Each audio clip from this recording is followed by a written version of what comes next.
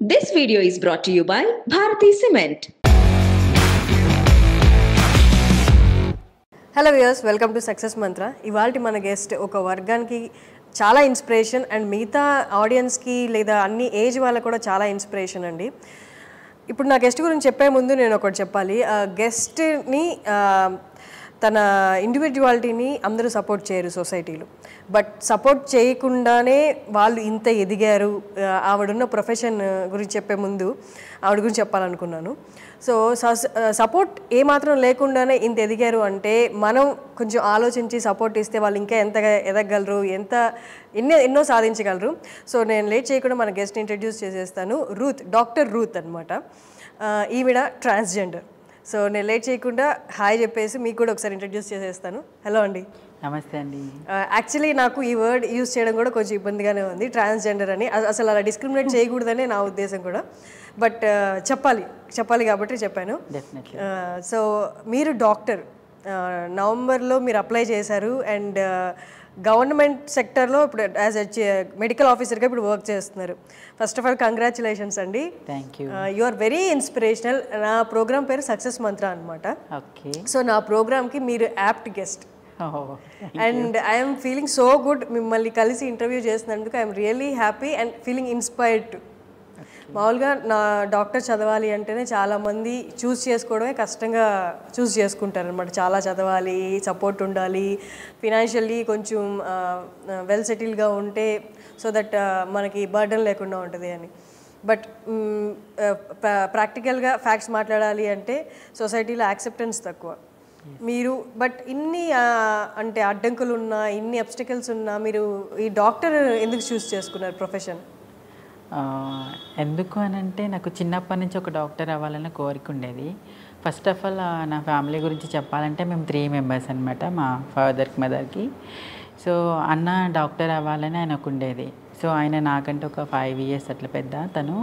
So తనని చూస్తూ నేను ఎలా చదవాలనేది మా అన్నని చూసి బాగా నేర్చుకున్నాను.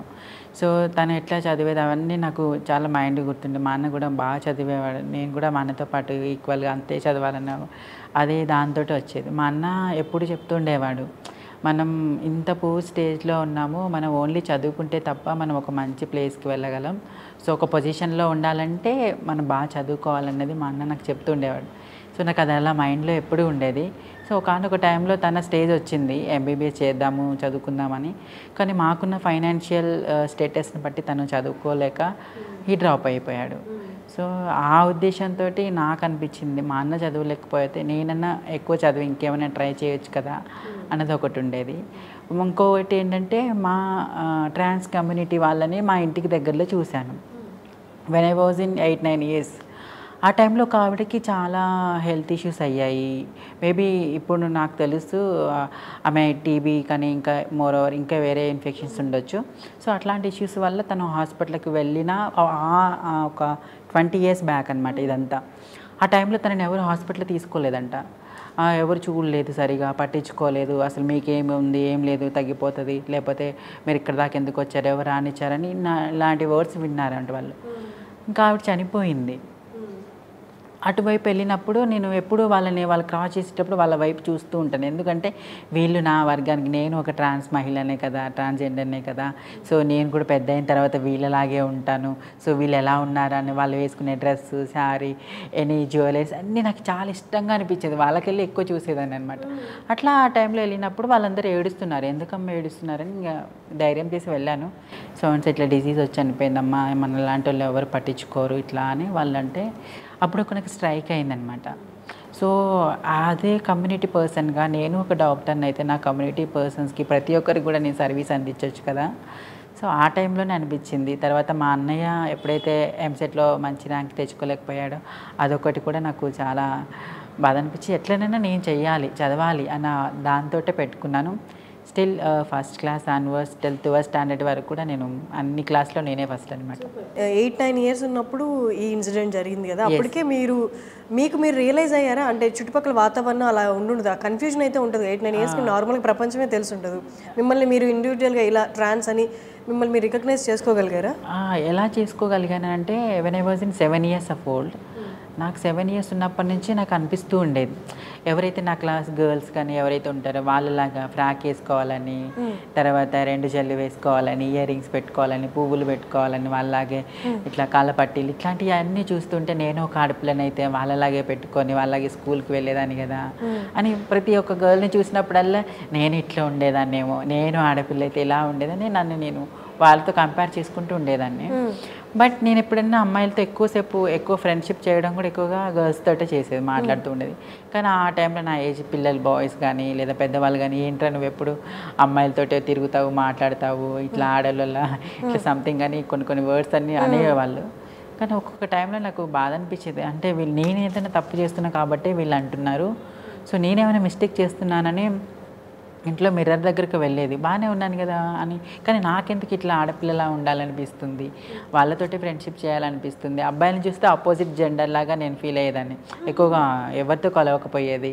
ఏదో క్లాస్లో కూర్చున్నంత వరకు అప్పటి వరకే, ఆ క్లాస్ నుంచి బయటకు అయిపోతే ఇంకా నేను ఒక ఐసోలేషన్ పర్సన్ లాగా ఉండేది. అంటే కావాలని నేను బాయ్స్ తోటి, అంటే వీళ్ళు ఆపోజిట్ పర్సన్స్ కదా అన్న ఫీలింగ్ ఉండేది నాకు. ఎప్పుడూ కలవకపోయేది, ఎక్కువ గర్ల్స్ తోటే. గర్ల్స్ కూడా నాతో అంతా రిసీవింగ్గా చూసుకునేవాళ్ళు, వాళ్ళతోటి గర్ల్ ఎలా ఉంటుందో అట్లనే నన్ను ట్రీట్ చేసేవాళ్ళు. సపరేట్గా నువ్వు ఇట్లా అని చెప్పేసి నన్ను చేయలేదు. మామూలుగా ఇప్పుడు ఈ జనరేషన్ తీసుకుంటే ఫ్రీగా మూవ్ అవ్వడంలో ఆడ మగ పెద్ద తేడా ఉండదు. అందరు క్లోజ్గా పోతే అందరు మీద చేతులు వేసుకొని మాట్లాడుతుంటారు. ఆడవాళ్ళు చేయలేదు, మగవాళ్ళు చేసేది అంటే స్పెసిఫిక్గా ఏం లేదు. ఇప్పుడు అందరూ ఫ్రీగా మూవ్ అవుతున్నారు. బట్ ఆ టైంలో అంటే అది లోపల నుంచి వచ్చే ఫీలింగా, లేకపోతే ఓన్లీ ఇట్లా బయట ఆర్నమెంట్స్ పెట్టుకోవాలి, డ్రెస్సింగ్ చేసుకోవాలని అలానా, లేకపోతే లోపల ఏదైనా అంటే కైండ్ ఆఫ్ డిఫరెంట్ ఫీల్ ఉంటుందా? లోపల నుంచే వచ్చేది ఇది. దాన్ని బయటికి వ్యక్తపరచడం ఇట్లా అనిపించేదా? ఇది ఒక డిస్పోరియా అంటారు, జెండర్ ఐడెంటిటీ తెలుసుకోవడానికి. సో ఏంటంటే ఇది ఒక డిసీజ్ కాదు, ఏం కాదు. అంటే మనం ఎదుగుతున్న క్రమంలో మన మైండ్ సెట్ అనేది ఒక టైప్ ఆఫ్ జెండర్ని కోరుకుంటుంది అనమాట. అంటే నేను అబ్బాయిని, అంటే ఎల్జీబీటీక్యూ పీపుల్స్ ఉంటారు, డిఫరెంట్ పీపుల్స్ ఉంటారు. వాళ్ళు ఎదుగుతున్న క్రమంలో వాళ్ళ చిన్న ఏజ్ నుంచి స్టార్ట్ అవుతుంది.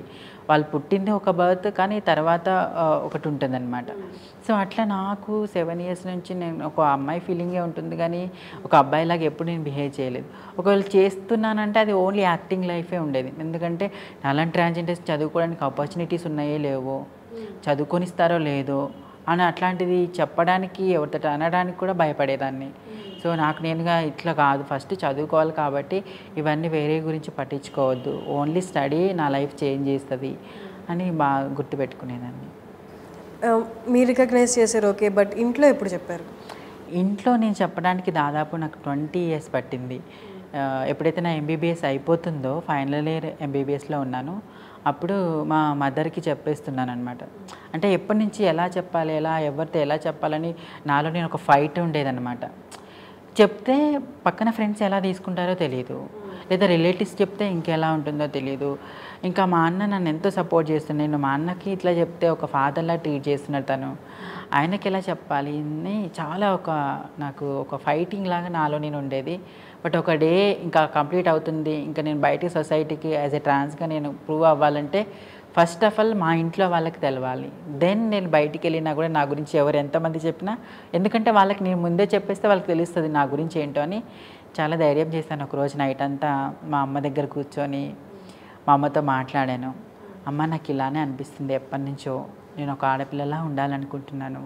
నా వే ఆఫ్ బిహేవింగ్ కానీ, నేను ఎవరితో ఉండాలనుకున్నా, తిరగాలనుకున్న ఏ బాయ్స్తో నేను తిరగలేకపోతున్నాను. తర్వాత నేను ఒక ఆడపిల్లలాగా బ్రతకాలనుకుంటున్నాను చెప్పినప్పుడు మా అమ్మ షాక్లోకి వెళ్ళిపోయింది. ఏంటి ఇంత సడన్గా ఇట్లా చెప్తున్నావు, నీకు ఏమైనా పిచ్చిలేసిందా అది ఇదని మా అమ్మ అలా మాట్లాడుతుంది. లేదు మమ్మీ, ఎప్పటి నుంచో ఉంది, కాకపోతే నేను చెప్పడానికి నాకు భయం అయింది. అట్లీస్ట్ ఒక కన్న తల్లిగా మీరు అర్థం చేసుకుంటారని చెప్పిన. కానీ 1 మంత్ మా మమ్మీ నాతో ఆర్గ్యూ చేస్తూనే ఉంది. లేదు నువ్వు డాక్టర్ చదువుకుంటున్నావు, డాక్టర్స్కి ఇట్లా అవుతుందా అని. అంటే దేనికి డాక్టర్స్ ఇంకా వేరే పొజిషన్స్ అవసరం లేదు. యాజ్ ఎ హ్యూమన్ బీయింగ్ వాళ్ళకి వచ్చే దేవుడు బై బర్త్ ఇలాంటి లైఫ్స్ ఇస్తాడు, ఆ లైఫ్ అంతే. కానీ ఏదో డాక్టర్ అనేది మనం చేంజ్ చేసుకోవడం కుదరదు. అయినా కూడా బిఫోర్ మా మమ్మీకి కన్సల్ట్ అయ్యే ముందు నేను సైకాట్రిస్ట్ డాక్టర్ దగ్గరికి వెళ్ళాను. సార్ ఏంటి సార్ నాకు ఇట్లా అనిపిస్తుందని అన్నప్పుడు 2-3 సెషన్స్కి అటెండ్ అవ్వమన్నారు. వెళ్ళాను. ఎంత చెప్పినా కూడా వాళ్ళు ఎగ్జామ్ పెట్టినా కూడా ఒక గర్ల్ అయితే ఎలా రిప్లై ఇస్తుందో అలాంటి క్వశ్చన్స్కి నేను ఆ టైప్లోనే ఇచ్చాను. సార్ ఫైనల్గా అన్నారమ్మా, ఇది ఒక డిస్పోరియా అంటారు దీన్ని, సో జెండర్ ఐడెంటిటీ డిస్పోరియా ఇది. సో నువ్వు ఎలా ఉండాలనుకుంటున్నావు అలా లైఫ్ లీడ్ చేయి, వాళ్ళు మార్చుకోవడానికి ఎన్నో క్వశ్చన్స్ చేశారు, కానీ నేను ఎక్కడ బాయ్ లాగా మారలేకపోతున్నాను. ట్రై చేశాను, కానీ ఎవరైనా ముందు తెలియని వాళ్ళ ముందు మాట్లాడాలంటే కొంచెం వాయిస్ పెంచి మాట్లాడాల్సి వస్తుంది. కానీ ఏదో ఒకసారి ఒక టైంలో నువ్వు ఆడపిల్లలాగా చిన్నగా మాట్లాడుతున్నావు, సాగదీసి మాట్లాడుతున్నావు అలాంటి వర్డ్స్ నా వెనక బాగా వినిపించేవి. నడుస్తున్నప్పుడు కూడా చూడు అబ్బాయిలాగా నడవట్లే, కొంచెం నడక డిఫరెంట్ ఉంది, చేతులు కొంచెం బయటికి పోతున్నాయి, ఇట్లాంటి కొన్ని చాలా వేల కమెంట్స్ వచ్చాయి. స్కూల్లో, కాలేజ్లో, ఇంటర్లో చాలా చోట్ల ఫేస్ చేశాను. సో ఇవన్నీ వచ్చినా కూడా నేను ముందుకు రావాలన్న ఒక ఉద్దేశంతో అమ్మతో చెప్పినప్పుడు ఆవిడ చెప్పాలి అస్సలు వినిపించుకోలేదు. తర్వాత ఒక 4 years తర్వాత మళ్ళీ మా అన్నతో చెప్పింది. నేను మారుతానేమని చూసింది మా అమ్మ. 4 years తర్వాత అప్పుడు మా అమ్మ మా అన్నకి చెప్పినప్పుడు అతను కూడా షాక్లోనే ఉన్నారు. దాదాపు ఎప్పుడైతే ఈ విషయం ఇంకా రివీల్ అయిందో ఇంకా దాని తర్వాత నుంచి ఇంకా వాళ్ళు అంటే ఫస్ట్ ఆఫ్ ఆల్ భయపడ్డారు. తర్వాత సొసైటీ ఏమంటుందో, నైబర్స్ ఏమంటారో, వాళ్ళు వీళ్ళకి ఏం సమాధానం చెప్పాలి, వాళ్ళకి తెలిసినా కూడా నా గురించి వాళ్ళు రివీల్ చేయలేదు. బట్ నా అంతగా నేను ఎప్పుడైతే ఈ సోషల్ మీడియాలోకి వచ్చినానో అప్పుడు అందరికి తెలిసింది. బట్ సొసైటీ నుంచి మా ఫ్యామిలీకి ఒక ఎఫెక్ట్ పడింది. ఏంటంటే మీ వాడు ఇలా ఏంటి అని పాపం ఫ్యామిలీస్ని ఒక దూషిస్తున్నట్టుగా, తిడుతున్నట్టుగా వాళ్ళు నా వల్ల చాలా సఫర్ అయ్యారు. But then when I got in Osmania హాస్పిటల్లో ఎప్పుడైతే అపాయింట్ చూసినప్పటి నుంచి కొంచెం నేను బయటికి వస్తున్న విధానం గురించి వాళ్ళు అర్థం చేసుకున్నారు, యాక్సెప్ట్ చేశారు, మాట్లాడుతున్నారు. ఫస్ట్ టైం నేను లాస్ట్ మంత్లో మా ఇంటికి కూడా వెళ్ళొచ్చాను ఆఫ్టర్ 4 years తర్వాత. గ్రేట్. సో అంటే వాళ్ళు యాక్సెప్ట్ చేస్తారు కానీ సొసైటీ గురించి బాధపడతారు, నైబర్స్ గురించి, రిలేటివ్స్ గురించే బాధపడుతూ వీళ్ళు ఏమంటారో వాళ్ళు ఏమనుకుంటారో అని ఒక్క దాంతో వాళ్ళు చాలా నన్ను యాక్సెప్ట్ చేయడానికి పెట్టారు. బట్ ఎవరి పేరెంట్ అయినా మనల్ని అర్థం చేసుకుంటారు కానీ బయట పర్సన్స్ వాళ్ళ గురించి వీళ్ళు ఆలోచిస్తూ ఉంటారు. బట్ మీ మెడికల్ లాస్ట్ ఇయర్లో మీ మెడిసిన్ చేసినప్పుడు ఎంబీబీఎస్ చేసినప్పుడు లాస్ట్ ఇయర్లో మీరు రికగ్నైజ్ చేసుకుని అండ్ మీ రికగ్నైజ్ ఎప్పుడో చిన్నప్పుడే కానీ బట్ రివీల్ చేసింది అంటే మీ అటైర్ అదే అంతా కూడా మార్చుకుంది ఎప్పుడు? నేను ఎప్పుడైతే ఎంబీబీఎస్ బయటకు వచ్చానో అప్పటి నుంచి స్టార్ట్ చేశాను. ఇంకా ఓకే, నా ట్రాన్సిషన్ అంతా అప్పటి నుంచి స్టార్ట్ అయింది. ఓకే. సో అంటే ఇప్పుడు మీకు ఎవరైనా హెల్ప్ ఉన్నారా? అంటే మీరు అప్పుడు దాకా నాకు తెలిసి ఇంతకుముందు ట్రాన్స్జెండర్స్ అంటే మెడికల్ ఫీల్డ్లో చదువుకున్న ఫీల్డ్లో లేదా మీ ఫీల్డ్లో తీసుకుని చాలా తక్కువ ఉంటారు. సో మీరు ఎవరి దగ్గర ఓపెన్ అప్ అయ్యి అండ్ ఎవరు హెల్ప్ తీసుకున్నారు? ఫస్ట్ ఆఫ్ ఆల్ నా ట్రాన్స్ కమ్యూనిటీలో సిస్టర్ అంజలి అని ఇవాంజలిస్ట్గా ఉంటారు. తను నాకు యూట్యూబ్లో పరిచయం అనమాట. తన యూట్యూబ్లో వ్యూస్ చూస్తున్నప్పుడు అంటే నేను ఇక్కడ రిలీజియన్ పర్పస్ తీసుకురావట్లేదు కానీ ఐ బిలీవ్ ఇన్ జీసస్ అనమాట. అంటే నేను ఏది నమ్మినా కూడా బైబిల్ నుంచి నమ్మాలని నాకు చిన్నప్పటి నుంచి ఉండేది. యాజ్ ఎ ట్రాన్స్ పర్సన్స్ కూడా హెవెన్లో ప్లేస్ ఉందా లేదా అన్నది నమ్మడానికి నేను బైబిల్లో చూడాలి, అప్పుడు కానీ నేను ఫుల్గా నేను ఒక ట్రాన్స్ ఉమెన్గా మారుతాను, లేకపోతే మారను అని కూర్చున్నాను అనమాట. ఎప్పుడైతే తను ఒక మెసేజ్ చెప్పిందో ఒక ప్రేయర్ మీటింగ్లో, అవన్నీ బైబిల్లో చూశాక నాకు ఇంక ఎగిరి గంతేసాను. ఓహో, నాలాంటి వాళ్ళకి కూడా హెవెన్లో ప్లేస్ ఉంది, సో మేము కూడా వెళ్ళొచ్చు, కాబట్టి దీనికి ఎలాంటి అడ్డంకి లేదు అని చెప్పేసి నేను ఇంకా తనతో కలిసి మాట్లాడి తనే నాకు సజెషన్ చేసింది. ఫస్ట్ ఆఫ్ ఆల్ చదువుతున్నావు కదమ్మా, బ్రేక్ చేయకు, అలాంటి వాళ్ళకి ఆపర్చునిటీస్ వస్తాయి, మీరు వెయిట్ చేయండి. సో కామన్ పీపుల్స్ మన వాళ్ళు చేసే పనులు కాకుండా మీరు చదువుకుంటే మీరు మంచి ఉన్నతమైన స్థానంలోకి వస్తామని తను చాలా గైడ్ చేసి, ఇక్కడ ఇంకొక యాక్టివిస్ట్ ఉంటారు రచన ముద్రవైన అని, తనుకి కనెక్ట్ చేసి ఇచ్చారు నాకు. సో తనని కనెక్ట్ అవ్వడం వల్ల మిత్రి క్లినిక్లో ఒక పార్ట్ టైం జాబ్ వచ్చిందనమాట. ఫస్ట్ టైం అక్కడ ఆల్మోస్ట్ 2 years చేసాము. అక్కడ చేస్తూ మేము ఇక్కడ ఉస్మానీకి ఎక్స్పోజ్ అయ్యామన్నమాట. సో ఎట్ ఏ టైంలో ఉస్మానీలో కూడా అప్లికేషన్స్ పడడం, మేము అప్లై చేయడము, ఇంకా మా స్టూడెంట్ హెల్ప్ కూడా ఉంది, సార్ కూడా చాలా హెల్ప్ చేశారు. తన హెల్ప్ వల్ల మేమిద్దరం ఇక్కడ రిక్రూట్మెంట్లో జాయిన్ అయ్యాము, అపాయింట్ అయ్యాము. So 3 months. మీరు అండ్ మీ ఫ్రెండ్? నా ఫ్రెండ్ ఉన్నారు, తన పేరు డాక్టర్ ప్రాచి. తను నేను ఇద్దరం ఒకేసారి అపాయింట్ అయ్యాము. యాజ్ ఎ ట్రాన్స్ పర్సన్స్గా గవర్నమెంట్ సెక్టర్లో we are the first peoples in the all over India also. All over ఇండియాలో ఫస్ట్ అండి గవర్నమెంట్ సెక్టర్లో డాక్టర్స్గా వర్క్ చేస్తున్న వాళ్ళు రూత్ గారు అండ్ ప్రాచి గారు. ప్రాచి గారు అన్ఫార్చునేట్లీ వాళ్ళ లేరు మనకు అందుబాటులో, మేబీ ఫ్యూచర్లో మనం తనని కూడా ఇంటర్వ్యూ చేద్దాం. ఉస్మానియా హాస్పిటల్లో మెడికల్ ఆఫీసర్గా చేస్తున్నారు. ఇక్కడ మీ వర్క్ ఏంటి యాక్చువల్గా? మేము అపాయింట్ అయింది ఏంటంటే ఏఆర్టీ సెంటర్ అనమాట, యాంటీ రిట్రోవైరల్ థెరపీ. సో అలాంటి పర్సన్స్కి వాళ్ళకి మెడిసిన్స్ ఇవ్వడము, రెగ్యులర్ ఫాలోఅప్ చేయడము, వాళ్ళకి వచ్చే కాంప్లికేషన్స్ ఉంటాయి, మెడిసిన్ యూజ్ చేయడం వల్ల, యూజ్ చేయకపోవడం వల్ల, మధ్యలో ఆపడం వల్ల, ఇట్లాంటి చాలా ఇష్యూస్ వస్తూ ఉంటాయి. అలాంటి వాళ్ళకి మేము ట్రీట్మెంట్ ఇస్తూ వాళ్ళని ఎవ్రీ మంత్ ఫాలోఅప్ చేస్తూ ఎలా మెడిసిన్స్ వాడాలి, ఎట్లాంటి జాగ్రత్తలు తీసుకోవాలి, లైఫ్ని ఇంకెంత వరకు ఎక్స్టెండ్ చేసుకోవాలని వాళ్ళకి మేము సజెషన్స్, ట్రీట్మెంట్ ఫాలోఅప్ చేస్తూ ఉంటాం. అండ్ మీరు ఎప్పటి వరకు మీ ఊర్లో చదువుకున్నారు? 10th స్టాండర్డ్ వరకు చదువుకున్నారు? 10th స్టాండర్డ్ వరకు చదువుకున్నాను అక్కడ ఖమ్మంలో. తర్వాత నేను నా స్టడీస్ మళ్ళీ హైదరాబాద్కి వచ్చాను. నారాయణ కాలేజ్లోనే కోచింగ్ తీసుకున్నాను. దెన్ తర్వాత మల్లారెడ్డి కాలేజ్లో నాకు ఎంబీబీఎస్ సీట్ వచ్చింది. సో 5 years అక్కడే చదివాను. సో దెన్ అప్పుడు కంప్లీట్ అయిపోయినప్పుడు మా ఇంట్లో రివీల్ అయ్యి నేను బయటికి రావడం జరిగింది. ఓకే. దెన్ ఇప్పుడు మీరు ఉంటున్నది ఎక్కడ? ఉప్పల్ ఏరియాలో ఉంటున్నాను. ఓకే. బట్ చాలా దూరం కదా ఇక్కడ నుండి ఉప్పల్? అండి, దూరం, చాలా దూరం. ఎందుకంటే ఫస్ట్లో ఇక్కడ చాలా చోట్ల హాస్పిటల్కి నియర్ బై అడిగాము, కానీ మా జెండర్ చూస్తున్నారు, మీరు ట్రాన్స్జెండర్స్ అనేసరికల్లా ఇక్కడ రూమ్ లేవని కూడా చెప్తున్నారు. టూలెట్ బోర్డు పెట్టి ఉంది, కానీ మేము అడుగుదేసరికల్లా ట్రాన్స్జెండర్ అనేసరికల్లా ఫస్ట్ అసలు ఎవరు రాలేదు. ఒక మారుమూల ప్రాంతం అంటే సుప్పల్లో కొంచెం డీప్ ఏరియాలోకి వెళ్ళాము. అక్కడ కూడా నేను డాక్టర్ అని చెప్పి నా అపాయింట్మెంట్ ఆర్డర్ చూపించి అయితే కానీ నాకు రూమ్ దొరకలేదండి. అంటే యాజ్ ఏ డాక్టర్గా నేనే ఎంత సఫర్ అవుతున్నానంటే, కామన్ ట్రాన్స్జెండర్స్ ఎంతోమంది రోడ్ల మీద, బస్ షాపుల్లో అక్కడ ఇక్కడ తిరుగుతుండే వాళ్ళని, అలాంటి వాళ్ళు కూడా ఇంటి కోసం ఎంతో వాళ్ళు తిరుగుతారు, సెర్చ్ చేస్తారు, ఇల్లు ఇవ్వరు. ఒక ఇంట్లో ఒక్కొక్క దాదాపు చిన్న రూమ్లోనే ఆల్మోస్ట్ 5-6 members ఉంటారు. ఎందుకు అంత ఉంటారనంటే ఎక్కడ రూమ్స్ ఇవ్వరు, రూమ్ కట్టుకోవడానికి అసలే లేదు. సో ఉండడానికి నివాసమే, ఉండడానికి షెల్టర్ లేదు. సో అట్లాంటి ప్రదేశాల్లో ఒక్కొక్క ఈ చిన్న రూమ్లో 5-6 members ఉండడం అంటే అది నిజంగా ట్రాన్స్ పీపుల్స్కి ఒక పెద్ద టాస్క్ అండి అది ఉండడం. షెల్టర్ చాలా మెయిన్ మా ట్రాన్స్ పీపుల్స్ చాలా ఇంపార్టెంట్. మీరు చదువుకుంటూ మీ ప్రొఫెషన్ మీరు చూసుకుంటూ మీ కాళ్ళ మీద మీరు నిలబడాలని చూస్తున్నా, బట్ మీరు చిన్నప్పటి నుంచి ఫేస్ చేసినట్టు మీ దారిని మీరు పోతున్నా వచ్చి వెగతాలు చేసే వాళ్ళు ఉన్నారు. అట్లా ఏదైనా బాగా బాధాకరం అనిపించిన సిచ్యువేషన్ ఉందా? ఏంటి నేను చేసిన తప్పేంటి, ఎందుకు వీళ్ళని ఇలా అంటున్నారు అని చిన్నప్పటి నుంచి ఇప్పటిదాకా? ఎప్పుడు బాధపడ్డానంటే, ఫస్ట్ ఆఫ్ ఆల్ నేను జాబ్ కోసం ఎప్పుడైతే నా ఎంబీబీఎస్ కంప్లీట్ అయిపోయిందో, యాజ్ ఎ ట్రాన్స్ పర్సన్గా నేను అనేక ఆల్మోస్ట్ 20 హాస్పిటల్స్కి నా రెజ్యూమ్ ప్రిపేర్ చేసుకొని నేను వెళ్ళాను.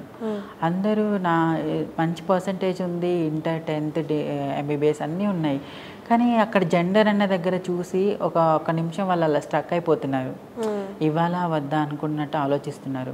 లేదమ్మా మేము తర్వాత మీ మెయిల్ పెడతాం, లేదా మీ నెంబర్కి కాల్ చేస్తాం, అది ఇదని చెప్పారు, కానీ ఎక్కడ రావట్లేదు. కానీ నేను బ్యాక్ ఇంటికి వెళ్ళిపోయిన తర్వాత నేను ఆలోచించుకుంటే ఓన్లీ ట్రాన్స్ జెండర్ అయి ఉండడం వల్లనే నాకు ఈ ఆపర్చునిటీ రావట్లేదు.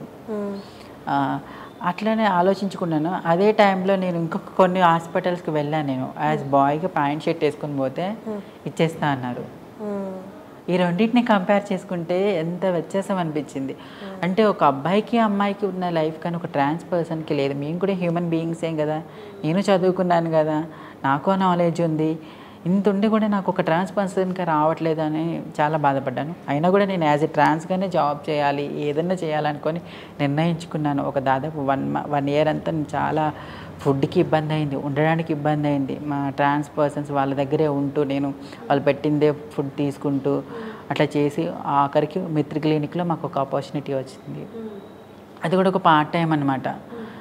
జస్ట్ ఆ పార్ట్ టైం చేసుకుంటూ నన్ను పోషించుకుంటూ పీజీకి ప్రిపేర్ అవుతూ అట్లా చేస్తుండేదాన్ని. ఇప్పుడు ఆ 1 year గ్యాప్ అన్నారు కదా, ఆ టైంలో మీ కమ్యూనిటీ వాళ్ళే హెల్ప్ చేశారు అన్నారు. మామూలుగా బయట కమ్యూనిటీ వాళ్ళంటే చేసే వర్క్ వేరే ఉంటుంది, వాళ్ళకి ఆపర్చునిటీస్ లేక వాళ్ళు డబ్బులు తీసుకోవడం అది జరుగుతుంది. బేసికలీ అది ఆపర్చునిటీ లేకనే చెప్పాలి. మీరు ఆ 1 year పీరియడ్లో మీరు ఏమైనా అటువైపు వెళ్దామా, ఇంకొక జాబ్ రాదేమో నాకు అలా అనిపించిందా, లేకపోతే ఆ టైంలో కమ్యూనిటీ సపోర్ట్ ఉండిందా? అనిపించింది. ఫస్ట్ ఆఫ్ ఆల్ అనిపించేది, నేను కూడా అసలు ఎందుకు ఇంత చదవడం అవసరమా, నేను కూడా వాళ్ళ వెళ్ళిపోతే హ్యాపీగా రోజుకి తినడానికి తిండి బట్టలు అన్నీ వస్తాయి, ఎందుకు అసలు వెళ్ళిపోదాం అని అనిపించేది. కానీ ఫస్ట్ మాకు చిన్నప్పటి నుంచి మా అమ్మ కానీ మా అన్నయ్య కానీ నేర్పించింది అంటే మనం కష్టపడి బ్రతకాలి, మనం చేసుకున్నదే తినాలి. సో మనం ఇట్లా వేరే పనులు కాకుండా మనం కష్టపడిన దాని మీద ఆధారపడాలని మా అమ్మ చెప్తూ ఉండేది. సో మా అమ్మకి ఇండైరెక్ట్గా మా అమ్మ నాకు హెల్ప్ చేస్తుండేవాళ్ళు. ఏదన్నా అవసరం ఉన్నప్పుడు చాలా తక్కువ మొత్తంలోనైనా ఆమె నాకు ఎంతో కొంత అమౌంట్ నాకు ఇస్తూ ఉండే తను. సో తను ఇచ్చిన అమౌంట్ని మా కమ్యూనిటీ వాళ్ళు పెట్టిన అంటే ఇంట్లో ఏదైనా పని చేస్తే వాళ్ళు మనకి ఫుడ్ పెడతారనమాట. వాళ్ళు బయటికి వెళ్ళేసి వస్తారు, వాళ్ళు వచ్చేసరికి మనం ఏదైనా పని చేయొచ్చు అనమాట. అట్లా చేసుకుంటూ కూడా నేను అక్కడ చదువుకొని తర్వాత జాబ్ రావాలని దాంతో ఇట్లా ఉన్నాను. బట్ కమ్యూనిటీ వర్క్ చేయడానికి ఇష్టం లేకుండే అనమాట. చాలా ఆలోచించేదాన్ని. ఇక్కడ ఇప్పుడు డాక్టర్గా అపాయింట్ అయిపోయి ఎన్ని మంత్స్? 3 months అయిందా? 3 months కంప్లీట్ అయింది. సో మీరు ప్రాక్టీస్ చేస్తున్నారు 3 months నుండి ఇక్కడ ఉస్మానియా హాస్పిటల్లో. ఫస్ట్ జాయిన్ అయినప్పుడు ఇట్లా హాస్పిటల్ ఎన్వైరన్మెంట్లో ఎలా ఉంది ట్రీట్మెంట్? వాళ్ళు ఎలా చూసేవాళ్ళు? లేదా ఇప్పుడు రెగ్యులర్గా మీ దగ్గర పేషెంట్స్ వస్తుంటారు, వాళ్ళు ఎలా ట్రీట్ చేస్తారు? ఫస్ట్లో వచ్చిన ప్రతి పేషెంట్ అయితే ఒక స్టేర్ ఇచ్చేవాళ్ళు, షాక్ లాగా చూస్తుండేవాళ్ళు అనమాట. ఏంటి వీళ్ళ డాక్టర్స్ ఉన్నారా అన్నట్టుగా ఉండేవాళ్ళు అనమాట. వీళ్ళు డాక్టర్స్ ఏంటి అన్నట్టుగా కూడా కొంతమంది ఒక నిమిషం ఆలోచించుకొని మా దగ్గరికి వచ్చేవాళ్ళు. బట్ అందరికీ తెలిసిపోయింది. తెలిసిన తర్వాత ఎవరైతే ఇందులో మాకు డాక్టర్స్ ఉన్నారని హ్యాపీగా వచ్చి వాళ్ళకున్న ప్రాబ్లమ్స్ అన్నీ కూడా షేర్ చేసుకొని వాటికి సంబంధించిన ట్రీట్మెంట్ తీసుకొని వెళ్ళేవాళ్ళు. ఫస్ట్లో మేము ఈ హాస్పిటల్లో అడుగుపెట్టినప్పుడు అందరూ ఒక స్ట్రేంజర్ లుక్ లాగా చూసేవాళ్ళు అనమాట. ఏంది వీళ్ళు అన్నట్టుగా.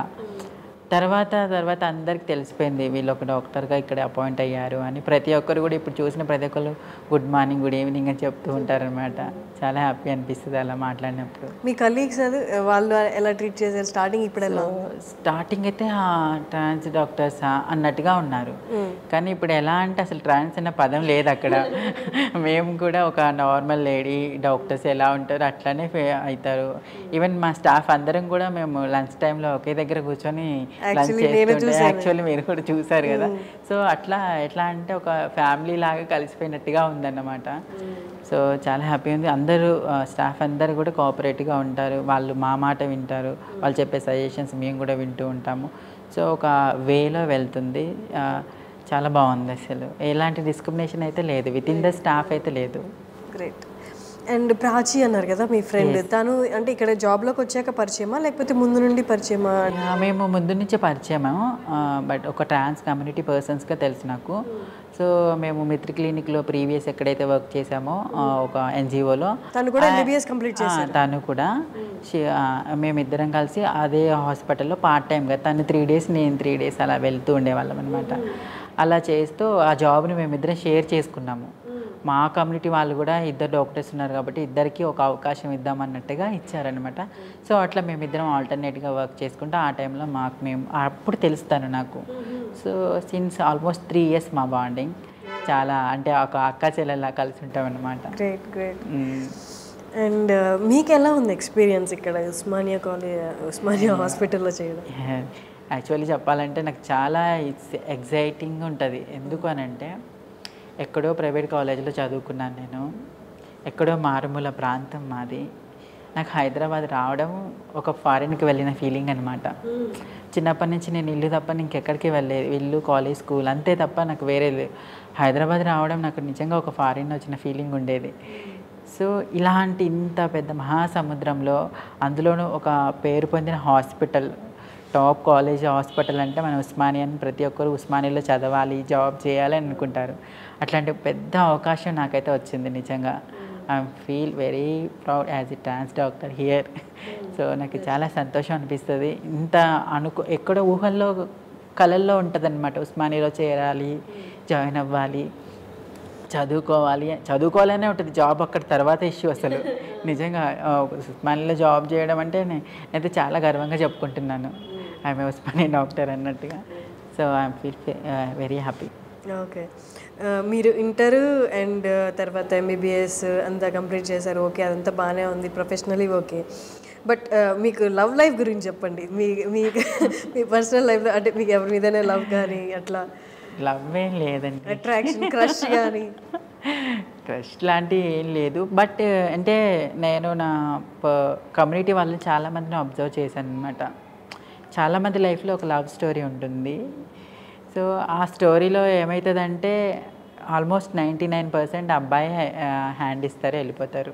అంటే వాళ్ళకున్న అవసరాలకి మనీ అవసరము, సెక్సువల్గా యూజ్ చేసుకోవడము, ఇంకా ఏదైనా పర్పస్ మీద వాళ్ళని వాడుకొని తర్వాత మా ఫ్యామిలీ కావాలి, లేకపోతే నేను మ్యారేజ్ చేసుకోవాలి, ఒక అమ్మాయిని చేసుకుంటే నేను పిల్లలు అవుతారు, నీకు పిల్లలు అవ్వరు కదా, ఇలాంటి ఇష్యూస్ మీద చాలామంది డిప్రెషన్లోకి వెళ్ళిన వాళ్ళు ఉన్నారు. చాలామంది అంటే చాలామందిని. సో అలా అనిపించిన తర్వాత అసలు నా లైఫ్లో లవ్ అదే వద్దనుకున్నాను నేను. అసలు అంటే డెసిషన్ తీసుకోవడం ఒకటి, బట్ తెలియకుండా కొన్ని జరుగుతాయి, కొన్ని నేను చూసి ఇష్టపడడం అలా జరుగుతుంది, అలా ఎప్పుడు జరగలేదు. అంటే అలాంటివి ఉంటాయి కానీ బట్ మా లైఫ్లో మాతో పాటు ఎవరు ఉంటారు అన్న క్వశ్చన్ మార్క్ ఉంటుంది అనమాట. ఎప్పుడు స్టెప్ తీసుకోలేదా ఎవరినైనా ఇష్టపడి చెప్పడం కానీ, ఎవరైనా మీకు ప్రపోజ్ చేయడం అలా ఎప్పుడు జరగలేదు? లేదు, ఇప్పుడైతే చాలా వస్తున్నాయి అసలు 3-4 months నుంచి అయితే. కానీ జాబ్ వచ్చాక సో అందరూ అడుగుతున్నారు కానీ నేను నాకేం ఇంట్రెస్ట్ లేదు. అది చచ్చిపోయేంత వరకు ఫ్యామిలీతో ఉండాలని ఆశ. అండ్ మీరు స్పిరిచువల్గా కూడా జీసస్ని బాగా నమ్ముకున్నారు చెప్తున్నారు. సో అంటే ఎట్లా ఫ్యూచర్ ఎలా ప్లాన్ చేసుకుంటున్నారు? అంటే ఇప్పుడు ఎలాగో లవ్ లైఫ్ వద్దంటున్నారు, అంటే ఫ్యూచర్ ఎట్లా స్పిరిచువల్గా వెళ్ళిపోదామన్నా, లేకపోతే స్పిరిచువల్గా కాదు, స్పిరిచువల్గా ఉండాలి, at that time social service కూడా ఉండాలని నాది. సో ఎక్కువ స్పిరిచువల్ కాదు, అది టైం దొరికినప్పుడు. Professional Monday to Saturday professional ఉంటుంది, సండే మాత్రం స్పిరిచువల్ ఉంటుంది. సో అది ఎట్ ఏ టైంలో చేయాలని, నాకు పీజీ కంప్లీట్ చేయాలని ఉంది మెయిన్. గైనిక్ అంటే చాలా ఇష్టము. ఆల్రెడీ 1 year ఫెలోషిప్ చేశాను గైనిక్లో. దెన్ ఇప్పుడు ఎగ్జామ్ రాయబోతున్నాను. మంచి మార్క్స్ వస్తే మళ్ళీ ఇదే ఉస్మానియాలో పీజీ చేయాలనుకుంటున్నాను. ఎలా ఉంటుందో చూడాలి. మీ ఫేవరెట్ హీరో ఎవరు? ఫేవరెట్ హీరో అంటే మూవీస్ నేను చాలా తక్కువ చూస్తాను. ఎక్కువ చూసే మూవీస్ అంటే నేను ఓన్లీ ప్రభాస్ మూవీస్ చూస్తాను. ఓకే. సో తను ఏ మూవీ వచ్చి నేను వెళ్తూ ఉంటా, అంటే సీక్రెట్గా. అది కూడా అంటే మా ఇంట్లో మేము క్రిస్టియన్ అని చెప్పేసి ఎక్కువ చూడరు అసలు. ఈవెన్ నేను టీవీ కూడా సరిగ్గా చూడాను, ఏమైనా న్యూస్ కానీ ఎక్కువగా స్పిరిచువల్గా ఉండడానికి మెయింటైన్ చేస్తుంటాను. అవి కూడా మూవీస్ చూసానంటే ఏమన్నా ఇట్లా ల్యాప్టాప్లో కానీ అట్లా చూస్తాను, అది కూడా రేర్ అనమాట. ఓకే. సో హీరోయిన్ వచ్చేసి సమంత అంటే ఇష్టం నాకు. చాలా ఇన్స్పిరేషన్ నాకు సమంత కూడా. తను చేసే కొన్ని వర్క్స్ ఉంటాయి, అవి నాకు చాలా ఇష్టం. ఓకే, జాబ్కి ముందు లైఫ్ ఎలా ఉంది? వన్స్ జాబ్ కన్ఫర్మ్ అయిపోయిన తర్వాత చుట్టుపక్కల వాళ్ళు మీరు ట్రీట్ చేసేది కానీ ఎంత డ్రాస్టిక్గా మారింది అంటే ఏం చెప్తారు? ఏదైనా ఎగ్జాంపుల్? చాలా డ్రాస్టిక్గా మారింది. ఏంటి అని అంటే ఫస్ట్ జాబ్ ముందైతే నన్ను ఎవరు పట్టించుకున్న వాళ్ళు కూడా లేరు. అంటే ఒక చేస్తున్నాను కానీ అంతంతగానే చేస్తున్నాను. రిలేటివ్స్ కానీ మాట్లాడడము సరిగా లేదు. తర్వాత కొలీగ్స్ కూడా కొంతమంది మాట్లాడుతూ ఎంకరేజ్ చేసేవాళ్ళు, కొంతమంది వీళ్ళతో ఏం మాట్లాడతాంలే అన్నట్టుగా ఉండేది. So when I got job in the Osmania hospital, అప్పటి నుంచి మీడియా ద్వారా అందరికీ తెలిసిపోయిందనమాట, ప్రపంచం అంతా. సో అప్పటి నుంచి నా ఫ్రెండ్, మా మనిషి, మా వ్యక్తి అని చెప్పుకుంటూ అసలు నాకు తెలియదు వేరే పర్సన్స్ వచ్చి మీ వాళ్ళు నా దగ్గర ఇక్కడికి పంపించారు అని చెప్తున్నారనమాట. నిజంగా నేను షాక్ అవుతున్నాను. ఇంతకుముందు నాతో ఫోన్ మాట్లాడడానికి కూడా ఇష్టపడేవాళ్ళు కాదు. ఇలా ఇప్పుడు ఒక పొజిషన్లో ఉన్నామనేసరికల్లా తెలియని వ్యక్తి కూడా తెలుసుకొని వచ్చి డాక్టర్ రూత్ గారు మీరేనా అని చెప్పేసి మాట్లాడుతున్నారు. సో అంటే అప్పటికిప్పటికి చాలా ఉంది. అంటే ఒక పొజిషన్లో ఉంటే ఎవరైనా మనల్ని గుర్తిస్తారు. గ్రేట్. ఈ హోల్ ప్రాసెస్లో చాలామంది మిమ్మల్ని సపోర్ట్ చేయకుండా ఇంకా కిందకి లాగేయాలని చూసిన వాళ్ళు ఉంటారు, మాటలతో కానీ లేకపోతే సపోర్ట్ ఇవ్వకుండా. సో ఈ హోల్ ప్రాసెస్లో మీకు అండగా ఉండింది ఏంటి? నాకు అండగా ఉన్నదంటే ఫస్ట్ ఆఫ్ ఆల్ మా అన్నయ్య. ఎందుకంటే మా చిన్నప్పటి నుంచి నాకు సపోర్ట్ చేస్తుండేవాడు. మా నాన్నగారు మాకు చిన్న వయసులోనే చనిపోయారు. సో అప్పటి నుంచి మా అన్న నాకు చాలా ఎంకరేజ్ చేస్తుండేవాడు. ఈవెన్ నేను ట్రాన్స్ అయినా కూడా నాతో మాట్లాడకపోయేది, కానీ నేను ఏం చేస్తున్నాను, ఎక్కడున్నాను, ఎలా ఉన్నాను అవన్నీ తెలుసుకునే పర్సన్ అనమాట. సో తను బాగా సపోర్ట్ చేస్తాడు. దెన్ తర్వాత మా కమ్యూనిటీ పీపుల్స్, ఎవరైతే నేను రచన ముద్రపోయిన వారు, తర్వాత అంజలి ఎవాంజలిస్ట్ గారు, సో వీళ్ళు చాలా సపోర్ట్ చేశారనమాట. ఇంకొకటి నేను ఓన్గా క్లినిక్ కూడా స్టార్ట్ చేశాను. అంటే బిఫోర్ జాయినింగ్ అప్పుడు ఉండేదన్నమాట. ఆ క్లినిక్కి మా ట్రాన్స్ పర్సన్స్ వాళ్ళే హెల్ప్ చేశారనమాట, స్పాన్సర్ చేశారు. తను యూఎస్ఏలో ఉంటారు. She also trans person. తన పేరు అంజలి రిమి అనమాట. ఒక శీతల్ పరివార్ అని ఇండియా ఆల్ ఓవర్ ట్రాన్స్ ఎవరైతే ఉన్నారో వాళ్ళందరికీ లైవ్లీవుడ్ స్టార్ట్ చేయడానికి, వాళ్ళ కాళ్ళ మీద వాళ్ళు ఏదో ఒక బిజినెస్ కానీ ఏదన్నా పెట్టుకొని అంటే లైక్ బెగ్గింగ్, సెక్స్ వర్క్ లాంటివి కాకుండా ఒక ఓన్ బిజినెస్ మీద బతకాలని ఆవిడ సపోర్ట్ చేస్తూ ఉండేవారనమాట. సో తను చేసిన సపోర్ట్ తోటే నేను క్లినిక్ స్టార్ట్ చేశాను. ఇప్పటికి కూడా అది రన్ అవుతూనే ఉంది. చాలా హ్యాపీగా ఉంది. గ్రేట్. ఇప్పుడు అంటే ఇప్పుడు ఈ ఆఫీస్ అవర్స్, ఇక్కడ ఆఫీస్ అవర్స్ అయిన తర్వాత మీరు క్లినిక్ వెళ్తారా? ఈవినింగ్ టైంలో వెళ్తూ ఉంటాను. ఓకే, అది ఎక్కడ, ఏ ఏరియాలో? సేమ్ ఉప్పల్ ఏరియాలోనే. అక్కడ బాగుంటుందా వర్క్ అంతా ఈవినింగ్ తర్వాత? వర్క్ అంతా బాగుంటుంది. సో అంటే ఏ కైండ్ ఆఫ్ పేషెంట్స్ అక్కడ? జనరల్ వస్తారు అందరూ, జనరల్. సో నేను ఫెలోషిప్ చేశాను కాబట్టి గైనీ కేసెస్ కూడా ఫాలో చేస్తాను.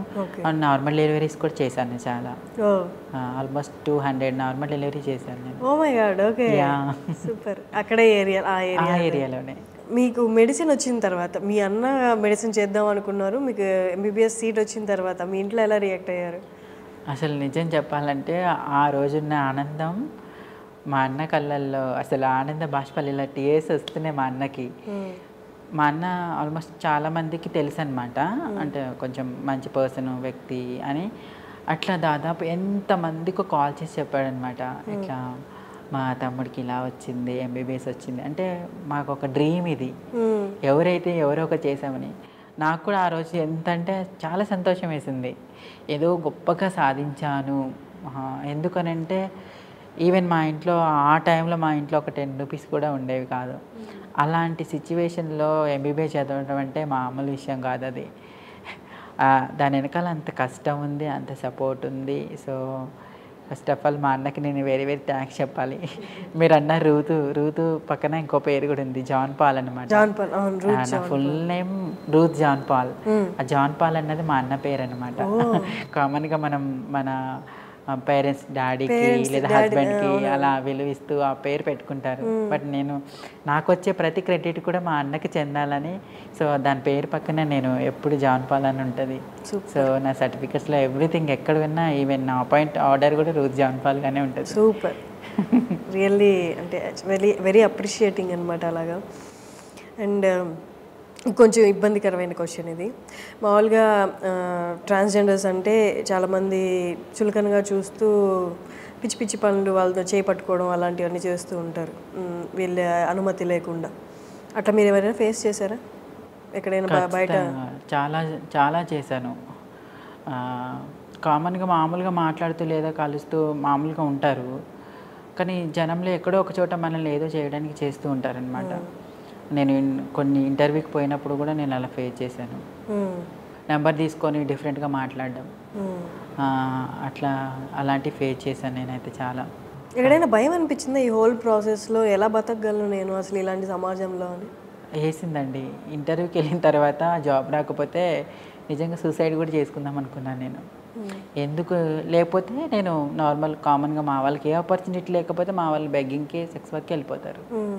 సో నేను అలా వెళ్ళడం కంటే చచ్చిపోవడం బెటర్ కదా అనిపించింది నాకు. సో కానీ దేవుడు అలా పోనీయకుండా ఒక మార్గాన్ని ఏర్పరిచినట్టు అనిపించింది. బట్ నేను కోరుకునేది ఏంటంటే సొసైటీ అర్థం చేసుకొని గవర్నమెంట్ కూడా అట్లీస్ట్ వాళ్ళకి ఒక ఉపాధి అవకాశాలు ఇచ్చిన, ఉపాధి అవకాశం అట్లాంటి వాటి వల్లనైనా వాళ్ళు బ్రతుకుతారు. ఇప్పుడు నా వెనక వచ్చే తరం ఎంతోమంది చదువుకున్న వాళ్ళు కూడా వస్తున్నారు. అలాంటి వాటికి చదువులో కానీ జాబ్లో కానీ ఒక రిజర్వేషన్ లాంటిది ఏదైనా ఉంటే సపరేట్గా అట్లీస్ట్ ఒక ట్రాన్స్ పర్సన్కి కొంతన్న రిజర్వేషన్, కామన్గా ఫిమేల్కి ఉంది, జనరల్ ఓబీసీ, ఎస్సీ, ఎస్టీ ఇట్లా కేటగిరీ వైజ్ కూడా ఉన్నాయి. అట్లనే మాకు కూడా ఒక రిజర్వేషన్ ఉంటే అట్లీస్ట్ నా వెనకాల ఎంతమంది ఉన్నా వాళ్ళనే చదువుతారు.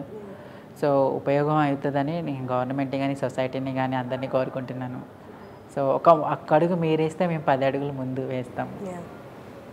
ఎవరికైనా ఉంటుంది కదా గౌరవంగా బతకాలి, నా కష్టంతో నేను బతకాలి. ఎవరు కావాలని ఆ పనులకి వెళ్ళారండి. ఎందుకంటే ఎలా బ్రతకాలి, ఇంటి నుంచి దూరంగా వచ్చేస్తాము, పేరెంట్స్ చీ కొడతారు, అన్నదమ్ములు అక్కచెల్లెలు ఎవరు మాట్లాడరు.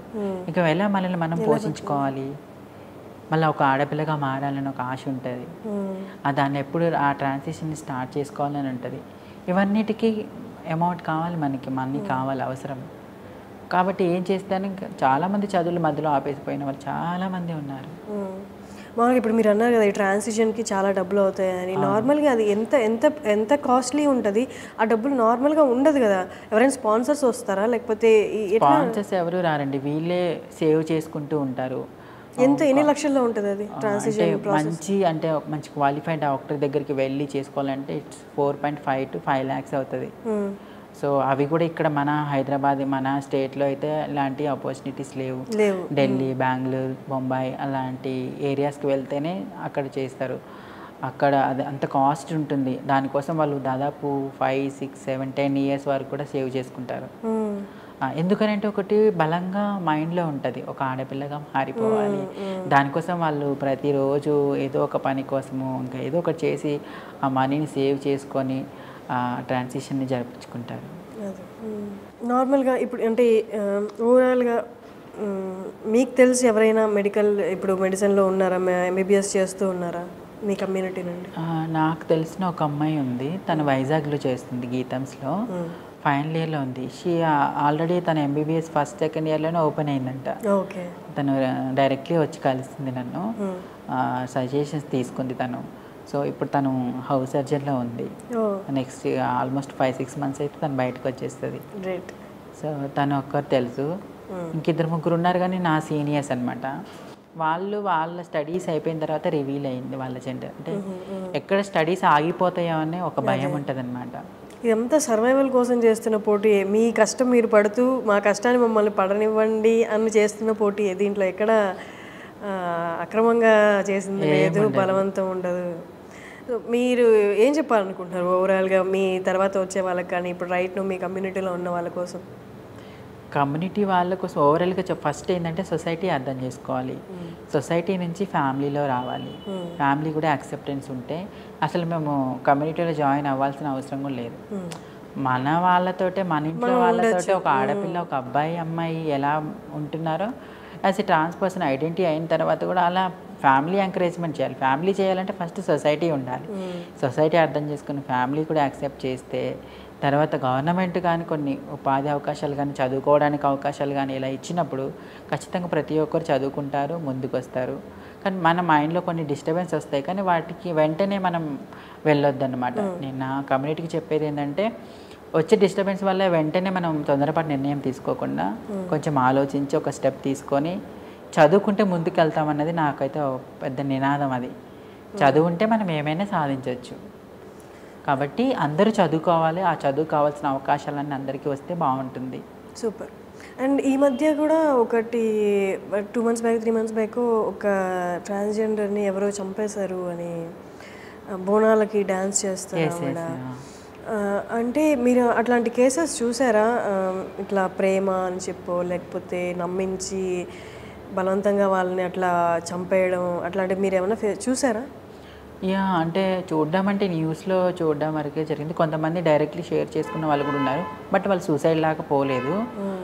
బట్ ఏమవుతుందంటే ఈ ప్రాసెస్లో ప్రేమిస్తున్నామని ఫస్ట్ ప్రేమతో ఉంటారు, వాళ్ళకి కావాల్సిన మనీని తీసుకుంటారు, తర్వాత సెక్సువల్గా కూడా యూజ్ చేసుకుంటారు.